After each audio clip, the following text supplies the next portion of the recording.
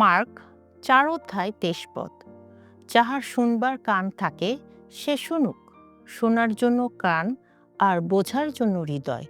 হৃদয়ের কঠিনতা আমাদের ঈশ্বরের বাক্য থেকে দূরে রাখে, আমরা বুঝতে পারি না।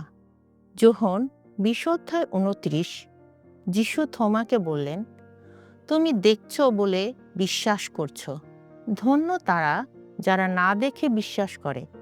যারা চিহ্ন দেখে বিশ্বাস করে তারা আসল বিশ্বাসী নয়, আর যারা বিশ্বাস করে তারা চিহ্নের খোঁজ করে না।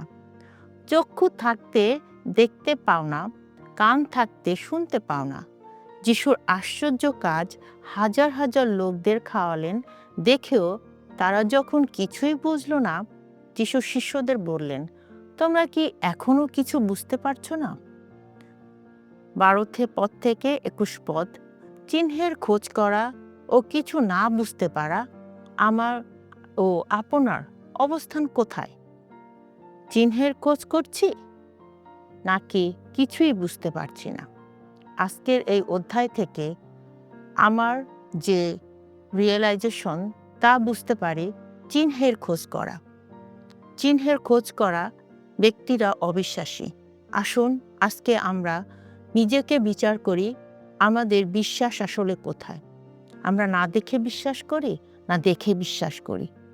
ধন্যবাদ সকলকে। আজকের এই অধ্যায়ের মধ্য দিয়ে প্রভু আমাদের প্রত্যেককে আশীর্বাদ করুন। আমেন।